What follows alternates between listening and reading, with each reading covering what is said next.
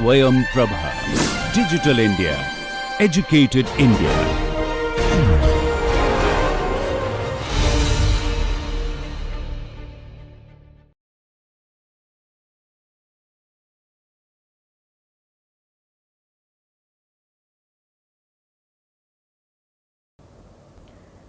So today we are going to start out with lecture 3, which is basically related to agricultural income.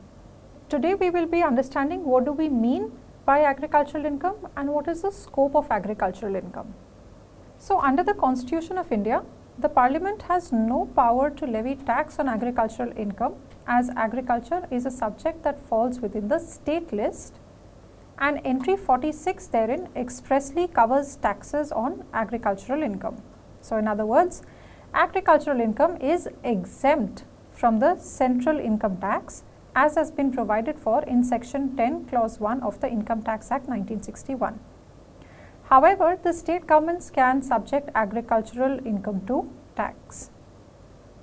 Section 2 clause 1A of the Income Tax Act 1961 defines agricultural income. So while the definition provides for what may be included as agricultural income, it does not define the term agriculture.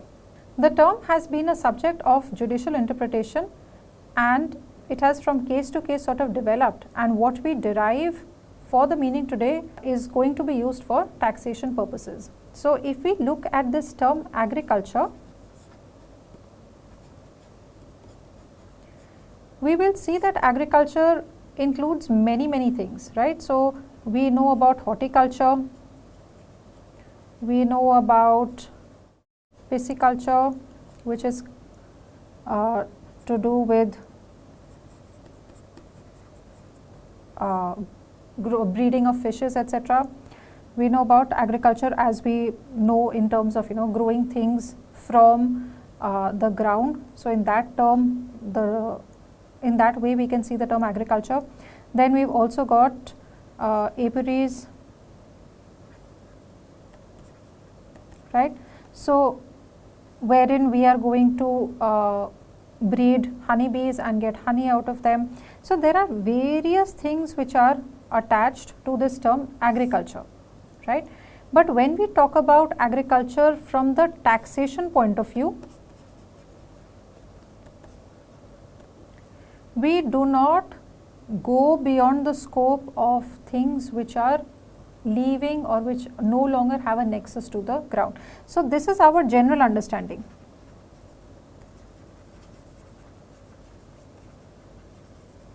Okay. So in case of agriculture, we also have sometimes livestock or what we know as animal husbandry, right? So there are many things which get covered under the term of agriculture. So when we look at all of those things as part of agriculture, that is nothing but our general understanding of what is agriculture. But when we look at it from the point of view of taxation, this all changes. So we need to unlearn a part and then relearn what we mean by agriculture when we talk about it from the taxation point of view. So the meaning of agriculture is cultivation of soil and production of crops. In undertaking such cultivation, two agricultural operations are involved. One are the basic operations and two are the subsequent operations. So if we look at our general understanding of agriculture, we see that there are many sorts of activities which are involved, right? But when we are talking about it from the point of view of taxation, we are saying that it will only mean and constrain itself to the cultivation of soil and production of crops. That's it, right? It does not go beyond that. And what do we need to do for the cultivation of soil and production of crops? We need to carry out two basic type of operations. One are the basic operations and two are the subsequent operations. So what are these basic and subsequent operations? When we carry out agricultural processes, we undertake different forms or different steps to be able to reach a stage wherein we are able to harvest a crop, right? So if you go back and you try and think through your school lessons, right, you would have understood that you need to till the soil, you need to irrigate the soil, you need to sow the seeds, you need to let the seeds germinate, then you need to again, you know, sort of irrigate, fertilize the soil, and then you see a little seed turn into a full grown plant or a tree or whatever sort of crop it may be, right? And then once that is done, then you harvest the crop.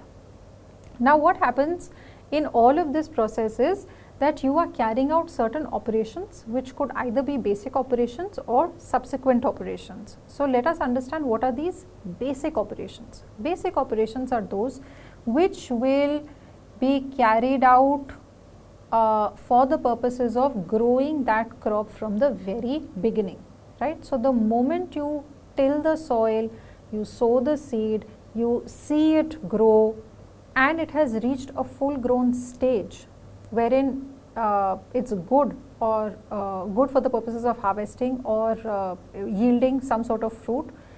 At that point of time, we say that basic operations have now stopped. Now when you harvest the crop, when you actually cut out the crop, that time we say what you're carrying out is a subsequent operation. So basic is when it is starting to, when you sow the seed till the time it reaches a full grown stage, and thereafter whatever you do is going to be seen as subsequent operation. So in case of subsequent operations, we see activities like harvesting, cutting, probably fertilizing also, because not everything is going to grow from start to finish every year, right? So there are some crops which you will sow once and then you will reap benefits of it for years, right? For example, you've started out an orchard where you're growing fruits. So you will plant those fruit trees, you will plant a mango tree only once, and then the mango tree will keep yielding its produce year after year after year. But that's not going to be the case, let's say for example in case of wheat or rice. You will have to again sow it, re-sow it, redo the activity, right? So when you're going to do it from start to finish, that part is known as basic operations. But let's say for example you've got that mango tree which you've sown once and you've harvested once, and then thereafter every time you harvest you are carrying out nothing but your subsequent operation, right? So agriculture in its primary sense refers to the cultivation of land, where such operations like tilling of land, sowing of seeds, etc. is carried out, wherein there is required expenditure of human skill and labor upon the land itself. They are referred to as basic operations or primary operations, right?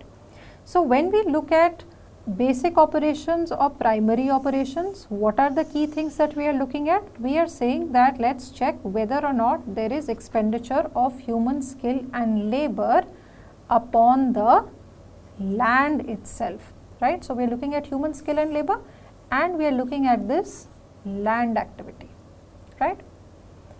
Then, and this was clearly spelt out in the case of CIT versus Binoy Kumar Sahasroy's case. Then in the same case, the Supreme Court said that there are other operations too which are carried out that is indeed quite important, such as weeding, spraying of pesticides and or combined with insecticides, cutting, pruning, harvesting and rendering the produce fit for the market. These are referred to as subsequent operations or secondary operations.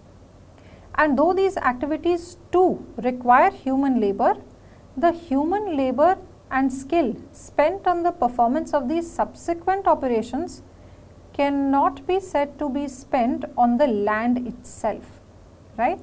So initially what have we done? We have employed or we have expended human skill and labor, and second is upon the land itself. And when we are talking about subsequent operations or secondary operations, we are saying that yes, you will involve some sort of human labor and skill, but it cannot be said to have been spent on the land. Why? Because your connection with the land is over. So let me give you an example. You have a little seed, you sow it in the soil, it germinates, right, and then you see a full plant grow, right. That full plant grows, and at some point of time it will start bearing some sort of fruit, right. So when it starts bearing some sort of fruit and you are harvesting this fruit every year, okay, so harvest 1, 2, 3, so you are harvesting year after year after year, okay.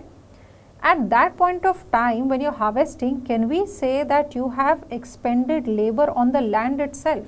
We cannot, right. And therefore, now whatever is happening are subsequent operations. And up until this point, till here, we say that you have carried out basic operations, right. So basic operations over here will also include things like irrigation, but irrigation does not stop. You will keep irrigating the land here also, right, but you have not put in that much of labor after harvesting year after year after year, right. So every year when you are harvesting, you are doing things only to maintain this. You are not making the process go from start to this, unless of course your crop really requires you to do that. So when we talk about agricultural income, there is this whole fight to say that, well, agricultural income benefit should be given to me, okay. So when do we say that you are going to get the benefit of agricultural income, and why even have this fight on agricultural income? So when we look at this concept of agricultural income, we are saying that agricultural income is exempt from tax under section 10, right.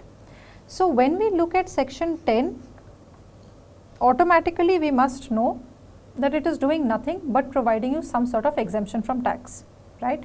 Now agricultural income also falls under section 10, and therefore if you've got an income coming from agriculture, that means you are not going to pay tax on it. And therefore there is always this fight that, well, this is my agricultural income. People want to show it as agricultural income because they don't want to pay tax on it, right. So now when you want this benefit of agricultural income to come through, when you are seeking that exemption under section 10, we say that you will get the benefit of agricultural income only and only when you have basic operations carried out, right. So over here we see in this table that we have this section on operation that is carried out. So if you are carrying out only basic operations, will it constitute agriculture? Yes. And therefore will you get the benefit of it being agricultural income? Yes. If you carry out basic operations and subsequent operations, does it still constitute agriculture as we understand it under the Income Tax Act? Yes, it still constitutes agriculture. And therefore, will you get agricultural income benefit? Yes, you will. But let's say, for example, you carry out subsequent operations. That means you are only cutting, pruning, harvesting, fertilizing, that's it, right? If you are doing just that, can we say that it is constituting agriculture? No, it's not, right? Why? Because over here you are not expending actual labor on the land itself, right? You are expending your human scale, human labor on cutting that particular produce, on harvesting that, on pruning a part of the tree or bush or plant, whatever we may be looking at, right? You are irrigating, you are fertilizing, but then that's about it, right? And therefore, if you are carrying out only subsequent operations, then we say that it is not constituting agriculture. So if you see the way agriculture is understood under the Income Tax Act, it's very, very constrained. And why do we constrain it so much? The reason why we constrain it so much is because we want to give this benefit of exemption to all those farmers who are actually carrying out such hard labor in such remote areas of our country, right? And that is why this provision of exemption has been given. So If you are going to carry out only subsequent operations, then we say that you are not going to get the benefit of agricultural income. So, the term agriculture does not extend to those activities which have some remote relation to the land or are in some remote way connected with the land. So, for example, activities such as rearing livestock, dairy farming, poultry farming, pisciculture, sericulture, making of pottery or use of land in brick kilns are not considered as agricultural activities for the purposes of taxation. So, if you see activities like rearing livestock, of course there is a connection with the land. Why? Because you are rearing that livestock, okay, and livestock is eating what? Things that are coming out from the land. All of us are, right? And then if you are talking about dairy farming, again we understand that it is a part and parcel of our understanding of the term agriculture. Likewise, in case of poultry farming, pisciculture, which is basically about rearing of fishes, then you've got sericulture, wherein you are rearing silkworms, right? So, you rear silkworms on mulberry trees and then produce silk. So, all of this we see that there is some sort of connection with land, but what are we looking at? We are looking at a direct nexus, but over here there is no direct nexus, right? So, making of pottery or use of land in brick kilns. So, we all know about those bricks which we use for constructing buildings, right? So, when you are making those bricks, that is not an agricultural activity, right? Why? Because you are not producing some sort of a crop out of it, right? Similar is the case of pottery, okay? So, none of these are to be considered as agricultural activities for the purposes of taxation. So, if the person carries out basic operations together with subsequent operations, he may be considered to have been carrying out agricultural activities and consequently may seek exemption from tax on the income generated from such activity. There must, however, be a direct nexus between the agricultural activity and the income that is received. So, we are saying that you have to carry out an agricultural activity and the income that is received, they must have a direct nexus. The onus of proving that an income is agricultural income, that is on the assessee. So, section 2 clause 1A of the Act defines agricultural income. An agricultural income under the Act means as such: 1. Any rent or revenue derived from land which is situated in India and is used for agricultural purposes. So, if you are receiving any rent or revenue from a land which is used for agricultural purposes and it is located in India, then we will say that amount that you are receiving would be treated as agricultural income. 2. Any income derived from agricultural land which is situated in India and is used for agricultural purposes. So, now we are talking about an agricultural land which is there and you are actually using it for agricultural purposes. The first one was where you get some sort of revenue out of it, some sort of rental amount out of it, right? Third, any income derived from marketing process performed by cultivator or receiver of rent in kind. Next, any income derived from the sale of produce.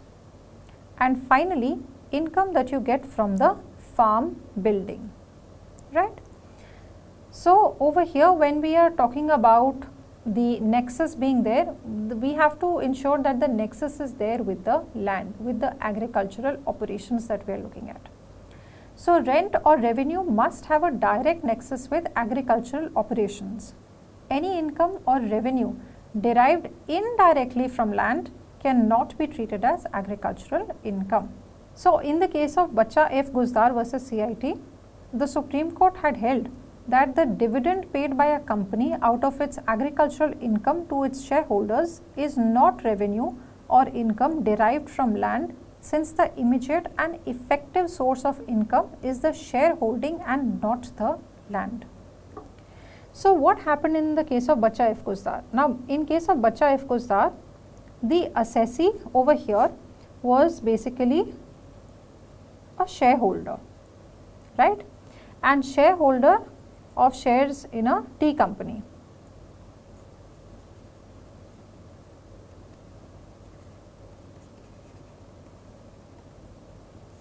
Now the unique thing about a tea company is that when we talk about the income that is generated for a company which is engaged in either tea business or coffee or rubber, what happens is that over there we divide the agricultural income and we combine a part of it with PGBP, which is profit and gains from business or profession, right. So we will discuss this later, but this is only to give you a heads up.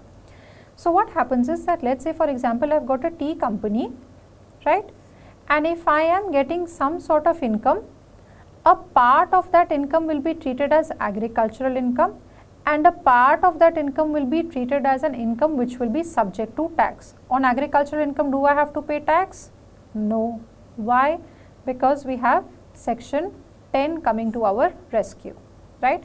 But do I have to pay tax on my business or profession? Yes, I need to pay tax, okay. And therefore, when I am looking at a tea company or a coffee company, over there my income will get divided into two bits, right. My one component which will be seen as agricultural income and the other component which is going to be treated as my income from business, okay, which will fall under the head PGBP, which is profit and gain from business or profession. So over here what had happened was the assessee was a shareholder in a of the shares of a tea company. So when this tea company gave out dividends,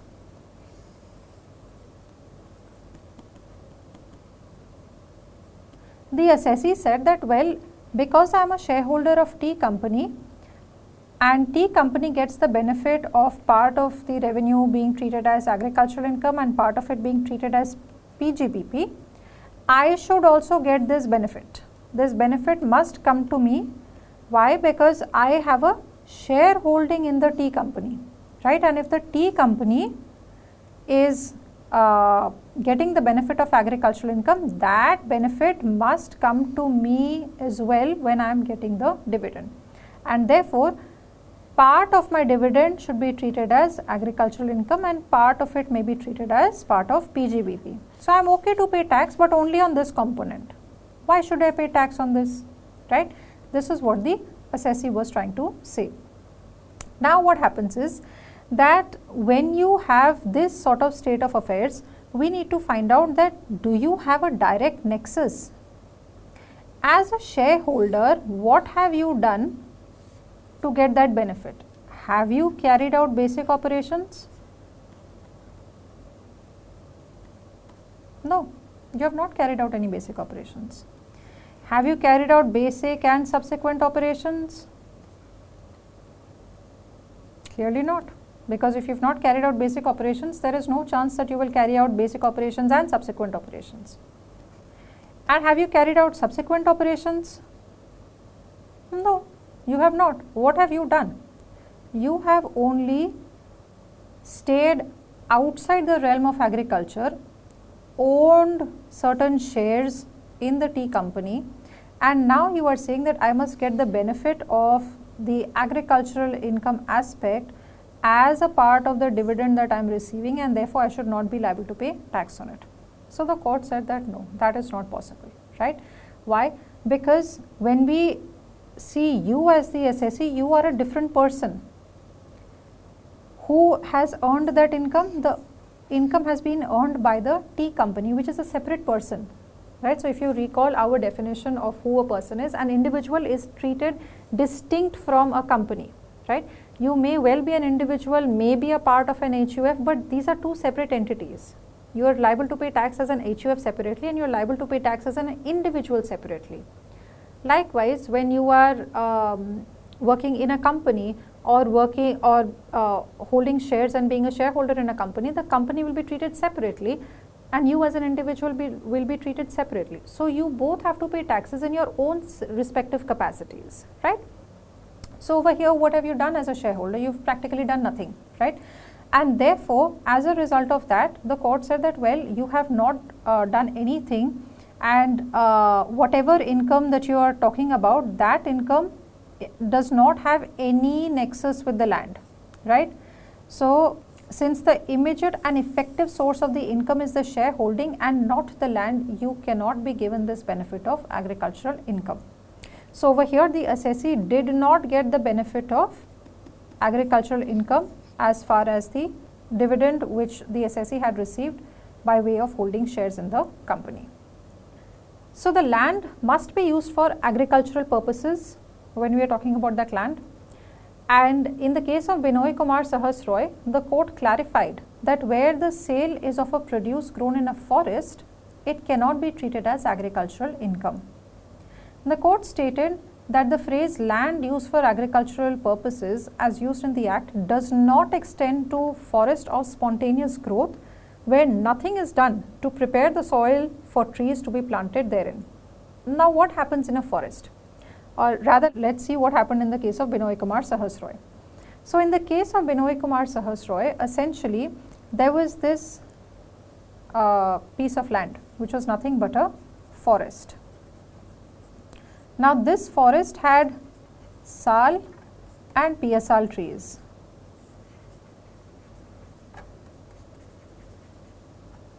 So how do forests grow? We don't have to do anything, right? Forests just grow. So if you've been to a forest, you will see that trees have just grown, right? Nobody went, nobody planted them, nothing happened. So it's just all nothing but purely spontaneous growth, right? So when you have this spontaneous growth and you want to use this forest for a particular purpose. So over here, Binoy Kumar Sahas Roy, who was the assessee, had gone and had cut out wood. Okay, he had cut out some trees, and these were sal and PSL trees which were there. Now this wood was then sold in the market, and he was seeking the benefit of agricultural income. So when this wood that you collect and you want to go and sell it in the market, you are seeking the benefit of agricultural income, right? And to be able to get the benefit of agricultural income, what are we looking at? We are saying that you need to have basic operations, or you need to have basic operations plus subsequent operations, right?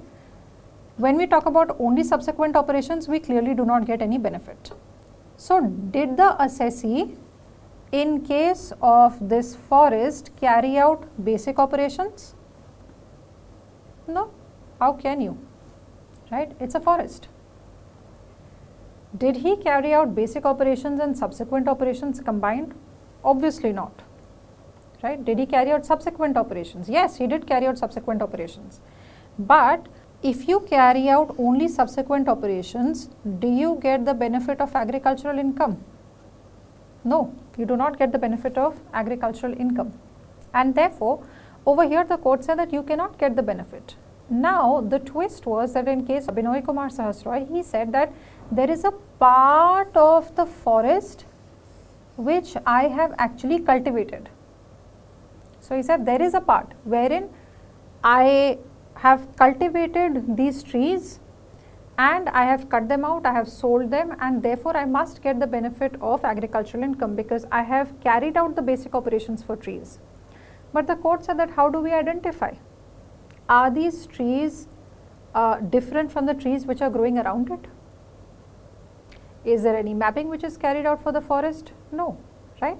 So when we look at any map also, we will see that there is a forest that is demarcated, but we do not make any mapping of the paths and what part has been cultivated, etc. None of that happens. So when none of that happens, the court said that how do we identify that you have done this you have cultivated this piece of land?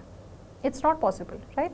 And because it is not possible, and the onus of proving so lies on you and you are not able to prove it, therefore we cannot give you this benefit of agricultural income. So when we are looking at this separate piece of land that the assessee was saying that he had cultivated, the problem is that you need to be able to differentiate, and because the onus of proof is on you as the assessee, it becomes even more important to be able to differentiate.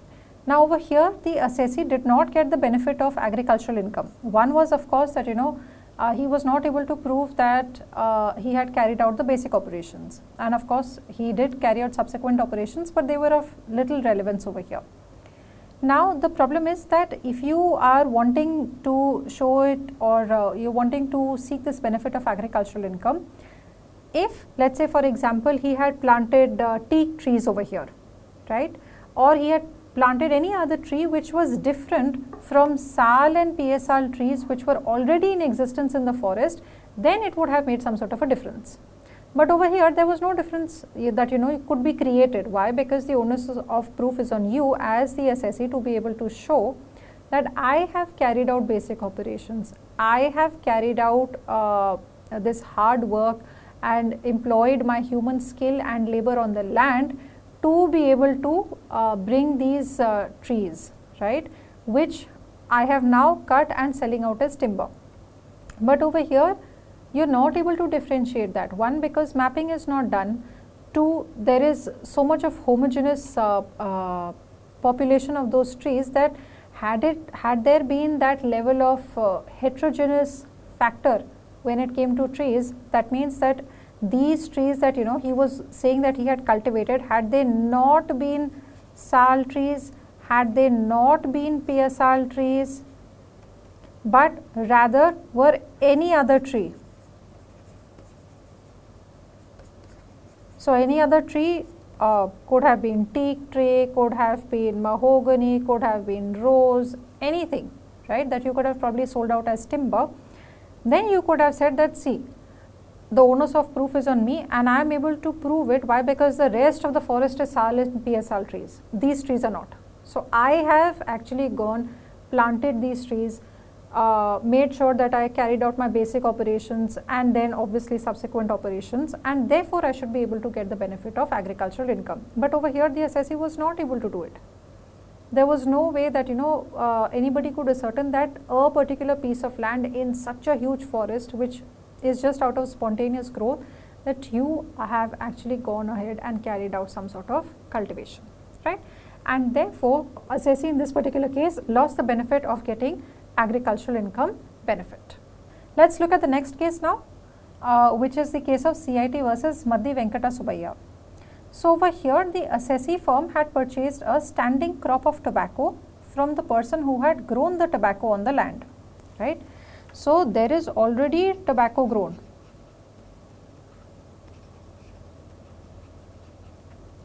And what has he done? He has gone and purchased the standing crop. So when he goes and he purchases a standing crop, he will obviously go and harvest it. When he harvests that and carries out other subsequent operations along with that, so maybe he is cutting and pruning and harvesting, he is carrying out all sorts of subsequent operations, right. So let's just say that he has done some sort of subsequent operation together with the subsequent operation of harvesting the crop. So when he has gone and harvested that crop, he has harvested tobacco and he has sold tobacco in the market, and the profit that he has earned from such sale was obviously not held out to be agricultural income. So if you have carried out subsequent operations, you go and you sell that tobacco, and then you say that now that I have gone and sold tobacco for some sort of a profit, I must get benefit of this income that I have received as agricultural income. The court will obviously ask you, have you carried out basic operations? Have you carried out basic operations together with subsequent operations? Or have you carried out only subsequent operations? What have you done as an assessee? So over here, let's see. He already had tobacco grown and kept ready by another person, right. So let's say that the person was person X. Person X had grown tobacco. What did he do as the assessee? He went and he purchased the standing crop, and then he harvested it and he went and he sold the tobacco. So when you harvest tobacco, a subsequent operation together with harvesting tobacco is the process of actually drying tobacco. So there are certain crops which will not sell in the market unless you carry out some sort of a process on them, right? And tobacco is a classic example of that. You will never find wet tobacco being sold in the market because it has to be first dried and only then it will be sold. Now over here he had harvested the tobacco, subjected to drying, and then he had gone and sold the tobacco. So when he went and he sold the tobacco, he said that I have done my activity, I have done my subsequent operations, and now because I have sold tobacco, which is an agricultural produce, I should get the benefit of agricultural income. But because this very essential element of basic operations is missing, he will never be able to get the benefit of the exemption, and therefore he will never get this benefit of it being considered as agricultural income. So all that he had done over here was just subsequent operations. He never carried out any basic operations, and of course we cannot even look at this category of basic operation together with subsequent operations because basic operations were missing ab initio. And when we only look at subsequent operations, that is of little use, right? And therefore the court over here held that if you are going to earn profit from such a sale, that will not be considered as agricultural income. Then there is another case which is Sri Rangavilas Ginning and Oil Mills versus CIT, wherein the income was generated from the supply of water from a well which was situated on agricultural land. And it was held that such income could not be considered as agricultural income, right? So if you've got a well, and what are you doing? You are just getting some water out of the well, right? And now you are bottling that water or selling that water, right? And saying that this should be treated as agricultural income. Where is the nexus with the land? Where is the agricultural produce? There is nothing, right?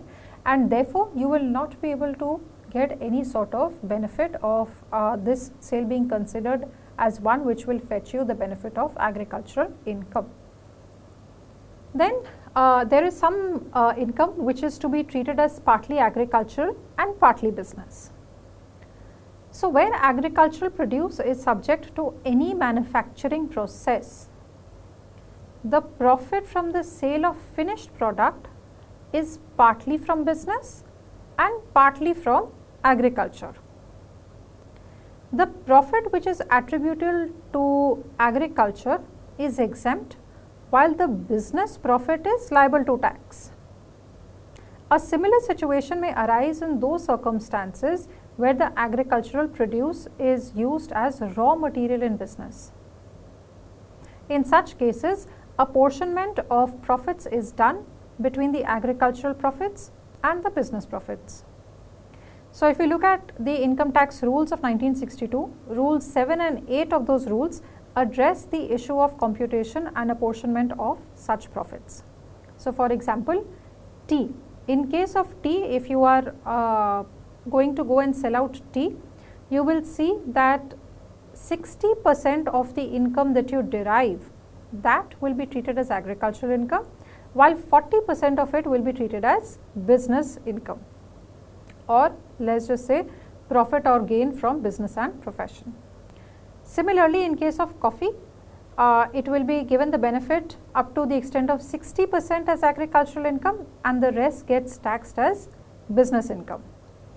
And in case of rubber, you have it at 65% being treated as agricultural income, while 35% gets taxed as business income. So if you now go back and you look at the case of Bacha F. Guzdar, wherein he was holding shares of a tea company and was saying that, oh, as a tea company you are getting the benefit of 60-40, right, and you should give me the benefit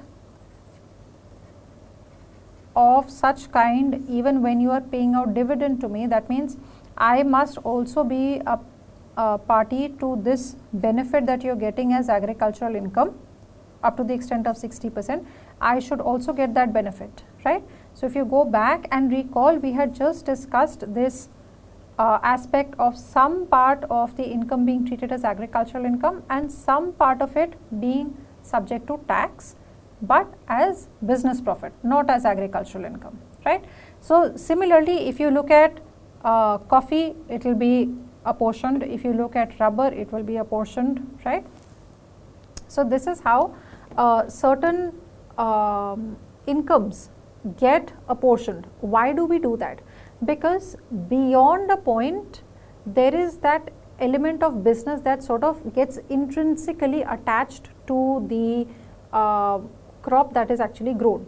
You cannot sort of differentiate, right? So when tea estates are there, what are they doing? They are picking out leaves, they are putting it into the basket, and immediately it is subject to certain processes, right? None of us pick up those green leaves and get them home and boil tea, right? We always see that whatever tea we are having, it's usually tea which has actually been dried first. If not put through any other process, the at least basic thing that we are looking at is that the tea has been well dried, well dehydrated, right? Put it through a process.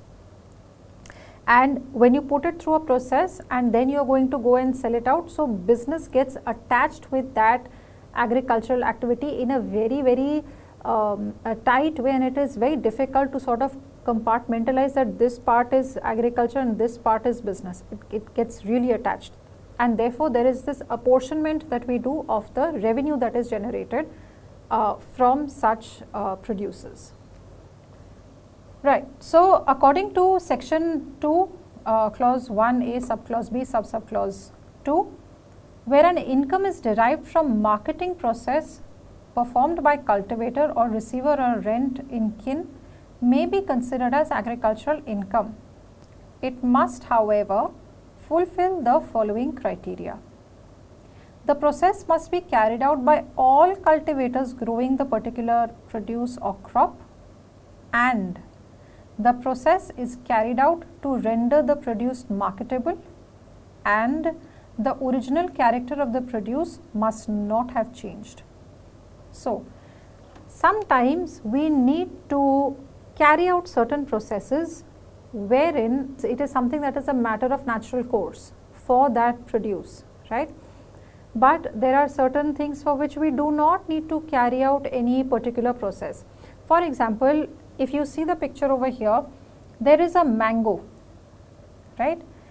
I will pick up this mango, a mango which has recently been harvested, and convert it either into some sort of pickle, right, as has been shown over here, or alternatively I could make jam of it, I could make squash of it, I could do anything, right? I could just sell the pulp of it as it is, right? So if I am putting it through some sort of process, I may still be able to get the benefit of it fetching me some sort of agricultural income. But when is that possible? Okay, if I am going to put it through a particular process, I need to make sure that 3 criteria are clearly met out to be able to get the benefit. The first is that the produce, that the process that is being carried out on that particular produce must be carried out by all cultivators uniformly. That means if there is mango that is being grown, then mango has to be converted to pickle. Okay, why? Because everybody is doing it uniformly, right? 2, I am doing it because I want to render my produce marketable. What does that mean? That means that if I do not put it through the process of actually pickling it or making it into a jam or making it into a squash, it's not going to sell.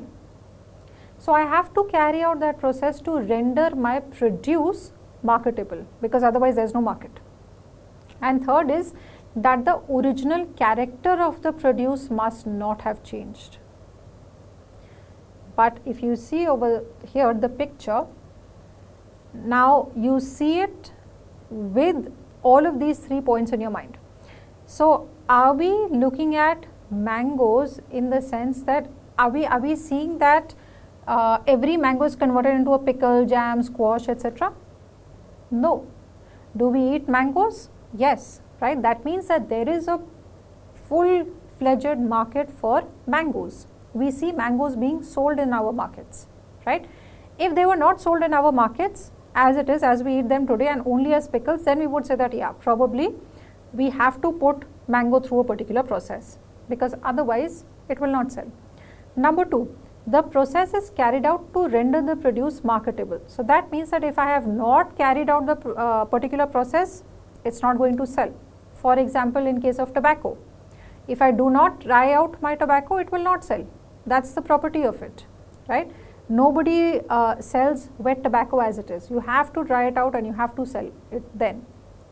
And then the original character of the produce must not have changed. But over here, we can see that a mango as a fruit will taste very different from a mango pickle, right? The whole taste has undergone change. The whole property of mango has changed. You have added so much to it. So therefore, when we are saying that we are going to give you the benefit of agricultural income exemption, we require you to fulfill all these 3 conditions if you are going to carry out some sort of or any sort of process on that particular produce. So this brings us to the case of Sakarlal Naranlal versus CIT. So in case of Sakarlal Naranlal versus CIT, the assessee was wanting to grow this sort of a crop, right? These are known as gulkas. Now the gulkas that he was growing, they were not indigenous. So these gulkas that were coming, they were coming from the far east part of the world, right? And he had basically imported these,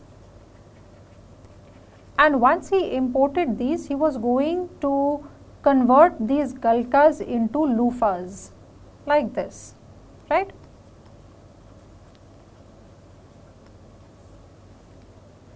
So if you can think of the vegetable sponge gourd or snake gourd, which is referred to as tori in Hindi, you will see that this is what it looks like, right? But if you cut through a tori, you will not see that it looks like this from the inside unless and until you put it through a process, right? So for it to be able to actually look like this, what do you need to do? You will have to carry out some sort of drying process, which we can see. There is some sort of chemical treatment that will be put through.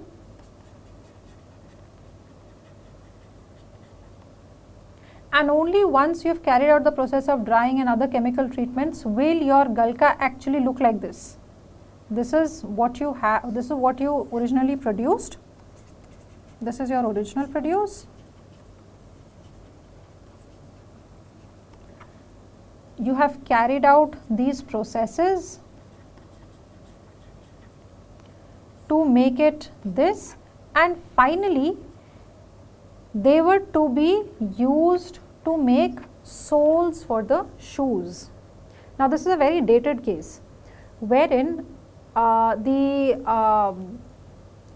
loofahs were to be used to make some sort of padding within the shoes, right? So to give it that cushioning. Now to give it that cushioning, he thought was a great business. So he got those gulkas, he imported the gulkas, he grew them, right? So over here, if you look at the assessee had carried out the basic operations, right? That was not a problem. He also carried out subsequent operations. That was also not a problem. And together with that subsequent operations, he had carried out this process over here, right? But over here, strangely, he was not asking for any agricultural income benefit. That's the catch, right? So over here, agricultural income did not actually come into a picture for some time. So what he did was he produced these loofahs, and once the loofahs were ready, he sent them out to Europe. His basic agenda was that he will send them out to Europe, and over there they would be subject to being converted into the footwear soles, right? So they were to be used for footwear. Now the sizes that he had sent, the assessee had sent out a size which was way smaller than the actual demand, right?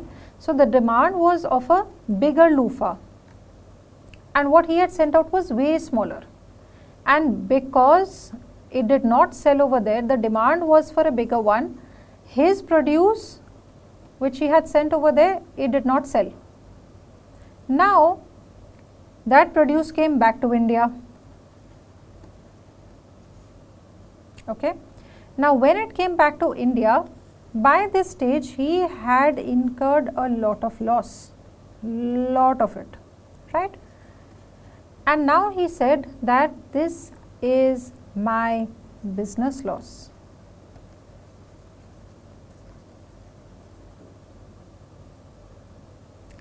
But the income tax department said that no, this is your agricultural loss. So you see, there's a switch. This time the assessee is not saying that I have agricultural income and therefore I should get benefit. He is not doing that. The income tax department is saying that you have agricultural loss, and the assessee is saying that no, this is my business loss. Why is that? Because over here, when the income tax department says that this is an agricultural loss, it is saying so with this rationale that if he gets, and if this is to be treated as his agricultural income, and agricultural income will get an exemption, right? You will get an exemption as agricultural income, and therefore now when we talk about it from the agricultural income point of view, that would not get the benefit of agricultural loss. Okay. And over here, if he treats it as his business, for business he will get some sort of deduction as a business loss, right? Now he did not want to show it as a business loss. He wanted to show it as a business loss because he wanted to get that deduction. If he would have shown it as agricultural income, he would get no benefit. So he was already in so much of loss, and if he would show it as agricultural income, then again he would have to incur further loss, because now he would not even get deduction on business loss.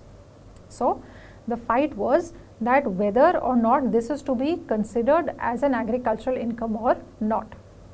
So going back to those three conditions where we were talking about the process. So the first condition, or let's just say the three conditions that we were looking at, the first one being that, well, you are doing it because all cultivators are carrying out this process uniformly.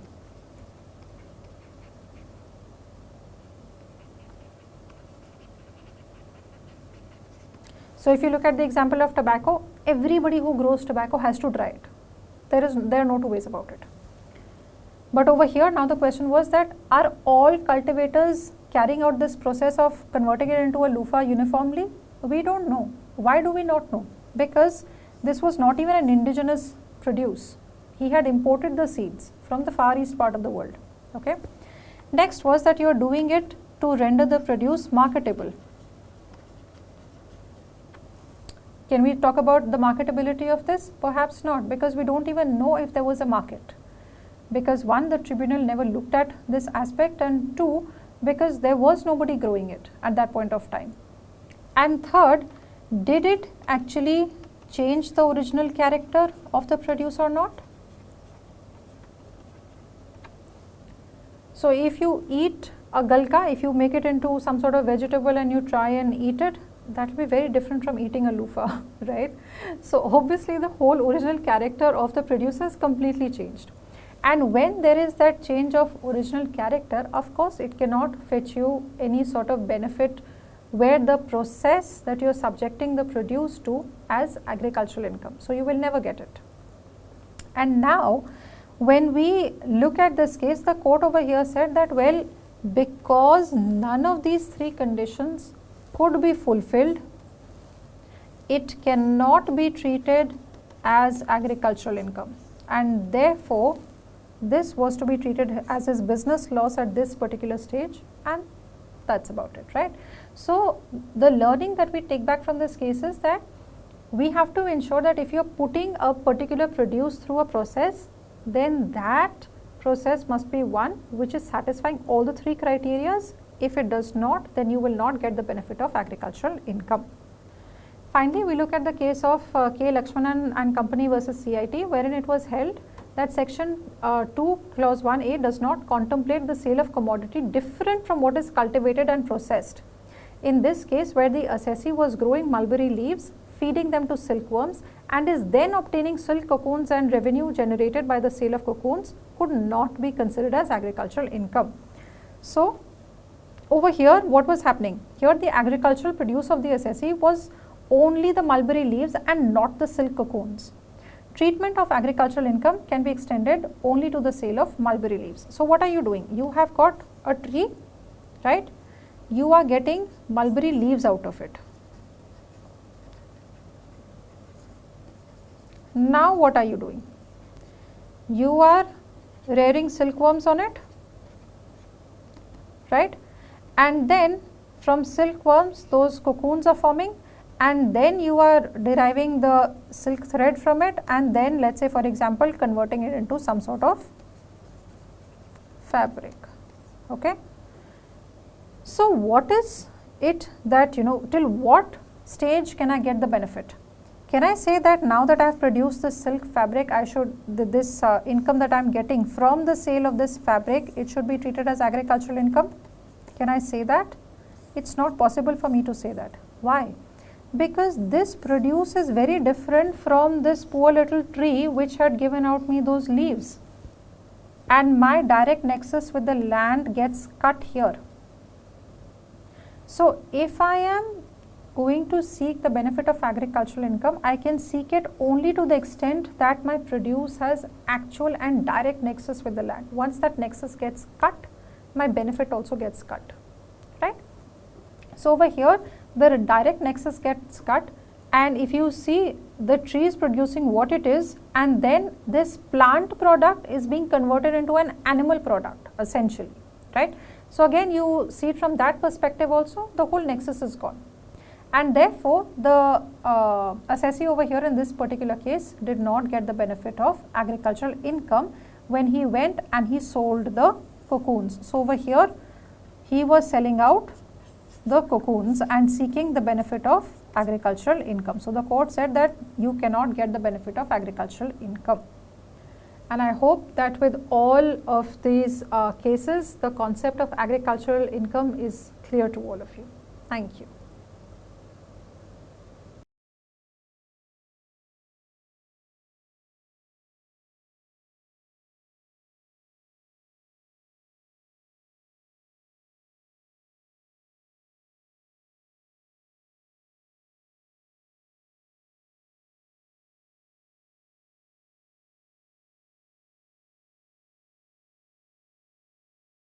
Hi, my name is Gillette Sam and I teach sociology at IIT Kanpur. One of the things you must have noticed if you read or if you talk to people around you is that they often refer to something called globalization, or they often say we live in a global world. What does this mean? Today I'll tell you about how to think about globalization or interpret the word global in a sociological manner. When sociologists refer to globalization, they refer to three things. The first is that that it involves transplanetary processes, which means that something is going on across multiple borders, right? The second is that it involves heightened liquidity and interconnected flows. Now, by liquidity, and this is a term that was coined by the sociologist Zygmunt Bauman, we refer to the increasing interconnectedness of things across the globe, but we also refer to increasing instability across the world, which means that potentially something that is occurring many kilometers away from you actually influences the place that you live in. So, if there is a natural disaster happening in one part of the world, maybe that causes people to migrate from that area and they come and settle where you stay. So, that is what we mean by liquidity. And of course, when we are talking about liquidity, we are talking about things that are really moving from one place to the other. Now, the third aspect and this is something that you may not conventionally come across in the way people use globalization, is that of structures. So let's take an example. Supposing I, as an Indian citizen, wish to visit a foreign country. Let's say I want to go to South Africa. Can I just pick up my bags and hop on the next plane and go to South Africa? Any logical person is going to say, no, wait, you need to have documents such as your passport or visa. Now, this passport or this visa is a representation of the larger structure that governs how people move across borders. So, we have things like border control, national security agencies that consider what kind of people are going to move from one place to the other. Correct? So, when we think about globalization, an average person typically tends to think about things moving or people moving from place to place. As sociologists, we also consider that there are structures that facilitate or direct this movement across multiple borders.